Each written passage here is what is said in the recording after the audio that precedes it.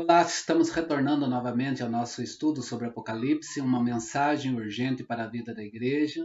Ainda nós estamos no contexto do capítulo 1, né, como entender a mensagem do Apocalipse.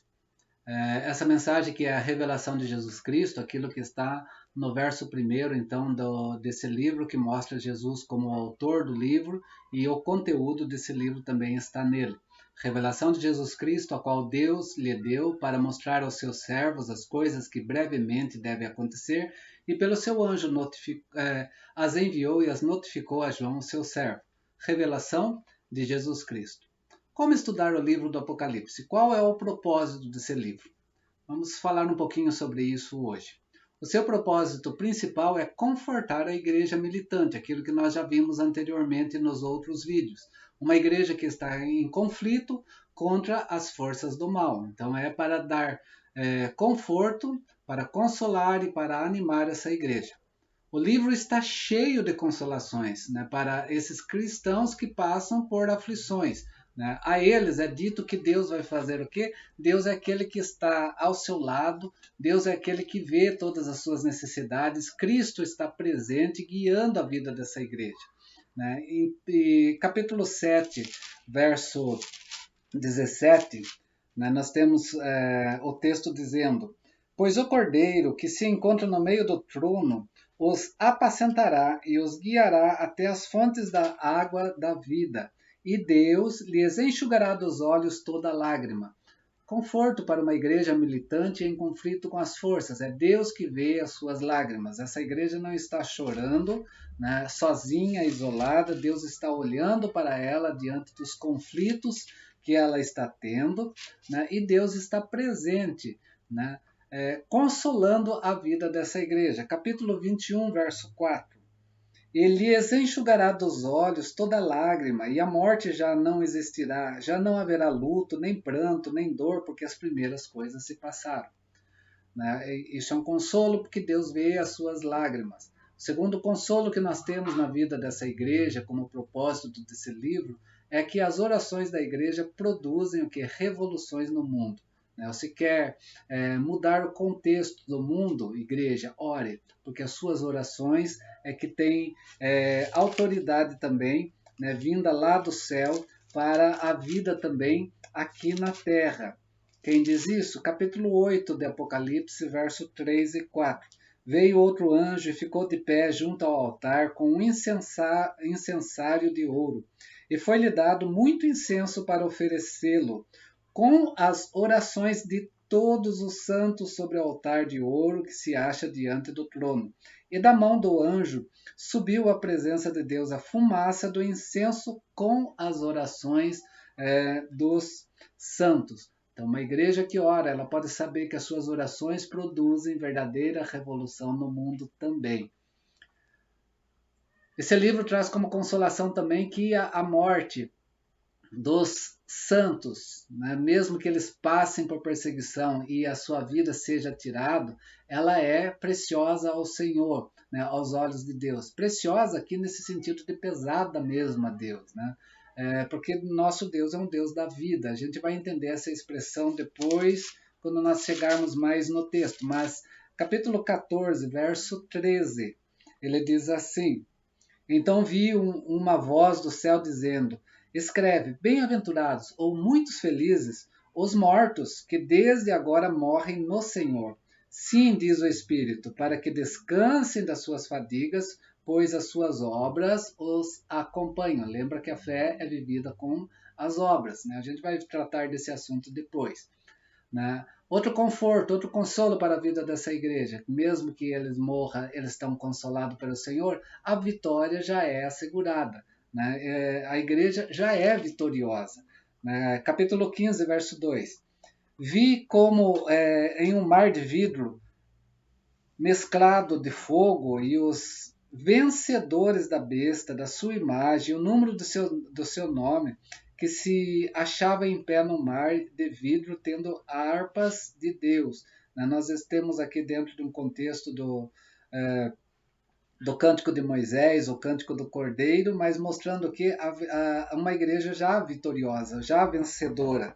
É isso que nós temos aqui nesse contexto também que precisamos compreender.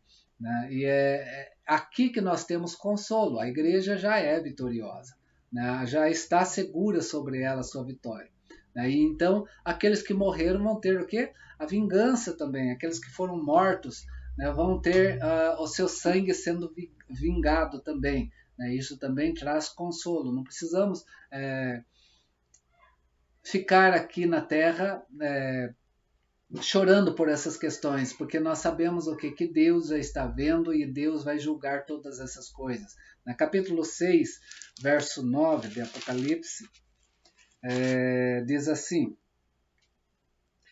quando ele abriu o quinto selo, vi debaixo do altar as almas daqueles que tinham sido mortos por causa da palavra de Deus e por causa do testemunho que sustentavam. Né? Esses estavam ali clamando, né? Clamando sobre o juízo na vida desses que os perseguiram. Capítulo 8, verso 3.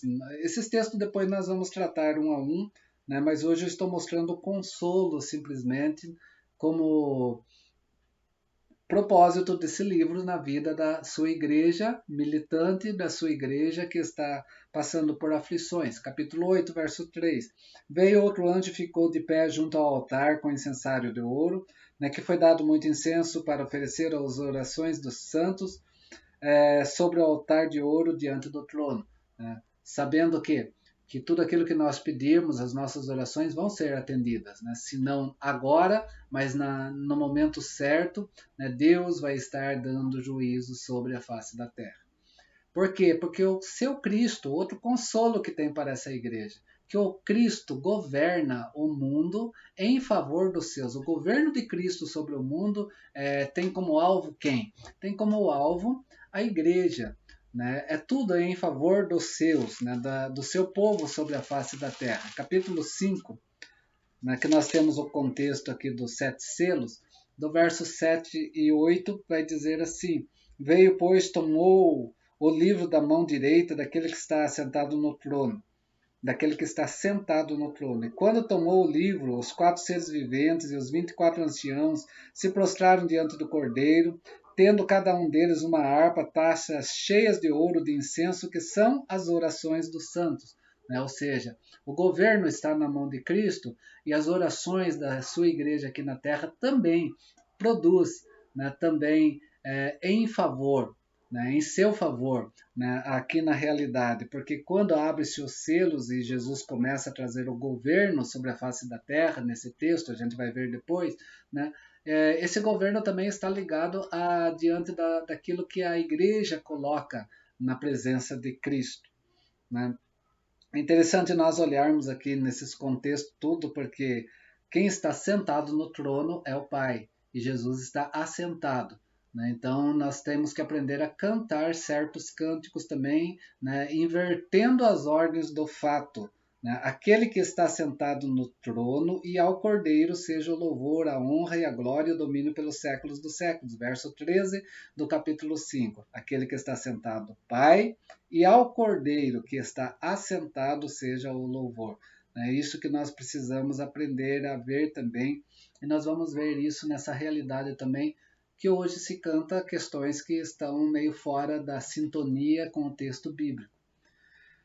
Voltando, o livro é cheio de consolação para esses cristãos aflitos, porque o seu Cristo também retornará em breve.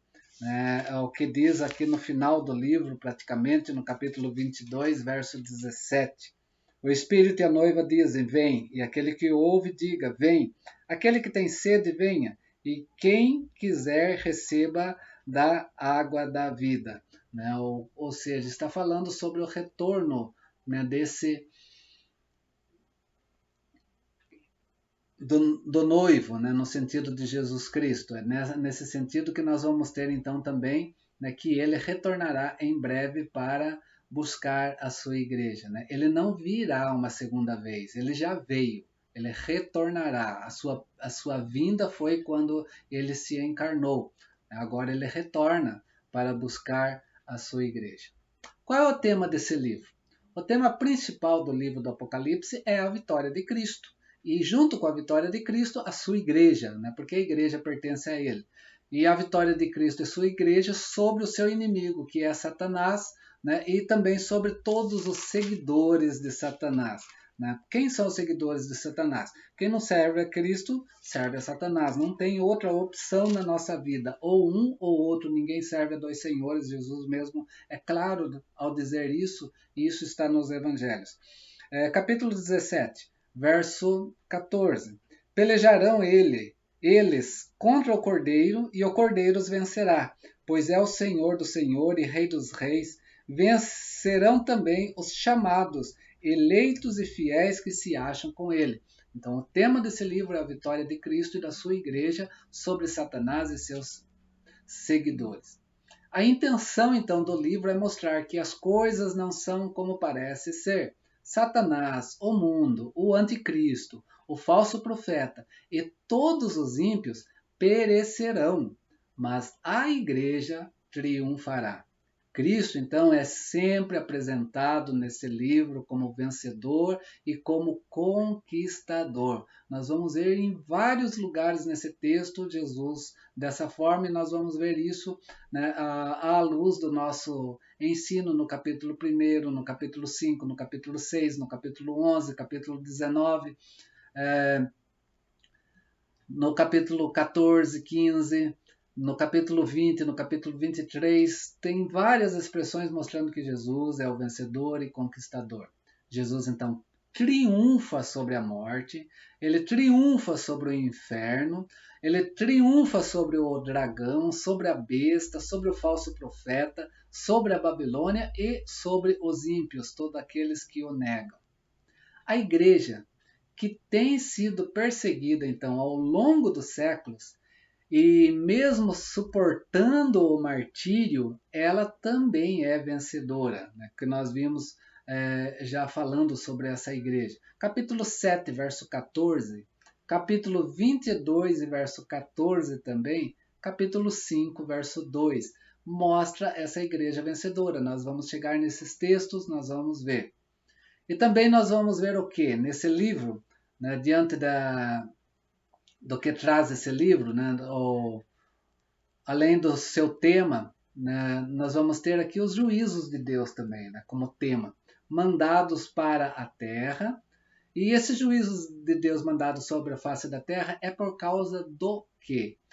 Tem a ver com a igreja, porque são respostas de Deus às orações dos santos. Eu vou ler aqui, a gente vai a esse texto ainda, mas no capítulo 8, verso 3 que nós vimos, até o verso 5. Veio outro anjo e ficou de pé junto ao altar com um incensário de ouro, e foi-lhe dado muito incenso para oferecê-lo, como a oração de todos os santos sobre o altar de ouro que se acha diante do trono. E da mão do anjo subiu à presença de Deus a fumaça do incenso com as orações dos anjos, dos santos. E o anjo tomou o incensário, encheu-o do fogo do altar e atirou sobre a terra. E houve trovões, vozes, relâmpagos e terremotos. Nós temos aqui, né, o contexto das trombetas que vão ser soadas como juízo de Deus, mandado sobre a terra como resposta de Deus às orações dos santos. As orações da igreja dão resposta aqui na face da terra. Isso nós vamos ver também diante desse livro. Para quem foi destinado esse livro? Este livro foi inicialmente endereçado aos que estavam suportando martírio na época do apóstolo João, diante de um contexto romano, né, quando Roma perseguia a igreja. Houve grandes perseguições nos primeiros séculos contra a igreja. Entre elas, quero citar 7. Nero, no ano 64, quando Nero deu um momento de loucura e ele manda queimar a cidade, né, de Roma para ele fazer uma música, para compor uma música. Depois isso se vira contra ele e ele é instruído a dizer que quem tacou fogo em Roma foram os cristãos, e ali começa então uma perseguição, no ano 64 depois de Cristo. Depois vem Domiciano, no ano 95 depois de Cristo, depois vem Trajano, no ano 112, depois Marco Aurélio, no ano 117, depois Sétimo Severo, no fim do segundo século, depois Décio, no ano 250, e Diocleciano, no ano 303 antes, né, de Constantino. Depois ele vem fazer com que a fé cristã se torne dentro de Roma, então, né, uma religião oficial, e para-se as perseguições. Mas nós vamos ter pelo menos 7 grandes perseguições na vida dessa igreja. Esse livro também foi destinado não apenas aos seus primeiros leitores, mas a todos os cristãos até o retorno de Cristo. Não vinda, mas retorno de Cristo. Quando foi escrito esse livro? Esse livro foi escrito por João quase no final do governo de Domiciano. Quando João então fez o quê? Ele pregou Cristo, e por pregar Cristo ele foi banido para a ilha de Patmos, para que ali ele pudesse ficar calado. Irineu e Eusébio afirmam que o Apocalipse foi escrito nesse tempo. Nós podemos ver isso no livro de Eusébio, Histórias Eclesiásticas 3, que nós vamos ter. E Irineu também vai escrever sobre isso. São dois escritores dessa época que vai falar sobre a vida da igreja, trazendo nesse período, então, o período que Apocalipse é escrito por João. Esse testemunho foi aceito por Clemente de Alexandria, por Orígenes e por Jerônimo. A data fixada como está vem da interpretação então da escola desse período, do ano 96 depois de Cristo. Nesta possível data, então, Domiciano decretou o culto ao imperador, fazendo isso que uma prova de lealdade ao império, quando tinham que todo o império prestar culto a ele. Os cristãos se recusaram a adorar o imperador como se fosse um deus, e as consequências vieram sobre elas, e foram desastrosas, sim, para os santos naqueles dias. Por isso o livro vai escrever para encorajá-los também nesse momento de militância pelas perseguições. Esse imperador, então, deportou João para a ilha de Patmos, e ao que diz lá no capítulo 1, verso 1, por causa da palavra de Deus e por causa do testemunho de Jesus Cristo que João dava. Então é dessa forma então que nós temos que olhar para esse livro no seu contexto mais geral. Então, quando estudamos o livro do Apocalipse, então ele tem propósito, ele tem um tema, tem um destinatário para ele, e precisamos entender então, por mais que ele foi escrito numa data, é para todos, ok? No próximo encontro nós vamos ver como interpretar o livro. Eu quero dar essa introdução meio longa aqui no capítulo 1, sim, para nós entendermos melhor esse livro, porque a gente precisa ter o contexto de tudo em nossa mente para nós compreendermos melhor a realidade desse livro e não ficar pensando em fábulas, olhando para fábulas dentro desse livro e procurando, às vezes, demonizar certas coisas, trazendo como base esse livro quando a realidade é outra. Então temos que olhar bem precisamente, com calma, a realidade desse livro, que ele tem um objetivo: consolo. Não vamos esquecer, é um livro para consolo. O seu propósito principal é consolar, confortar uma igreja militante em seus conflitos contra as forças do mal. Ok? Então ficamos aqui. Deus abençoe a sua vida. Forte abraço desse irmão em Cristo. Próximo vídeo nós prosseguimos então, olhando para essa realidade. Como interpretar o livro do Apocalipse. Até lá, dúvidas, comentários, estou aberto para nós conversarmos.